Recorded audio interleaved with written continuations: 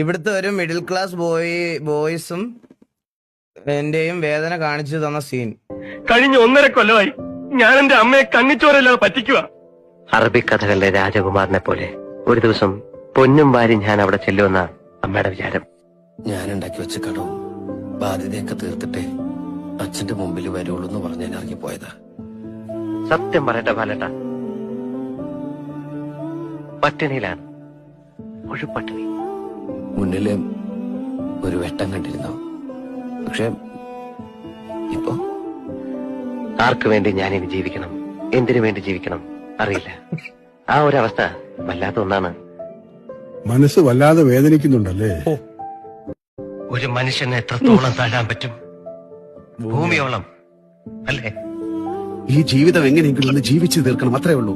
ഒരുപാട് അനുഭവിച്ചിട്ടുണ്ട്, നിനക്കൊക്കെ ചിന്തിക്കാൻ പറ്റുന്നതിന്റെ അപ്പുറത്ത്. അതൊക്കെ മറന്നിട്ട് അയച്ചിരിക്കുന്ന കളിക്കുന്നൊക്കെ.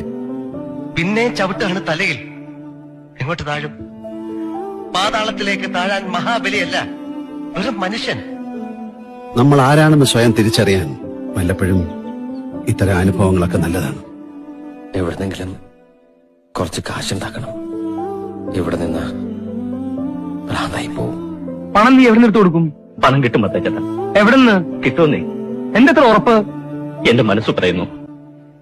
നഷ്ടപ്പെടാനൊന്നുമില്ല എന്ന് തോന്നുമ്പോ, നേടാൻ ഒരുപാടുണ്ട് എന്ന് തോന്നുമ്പോ ധൈര്യം ഉണ്ടാവും.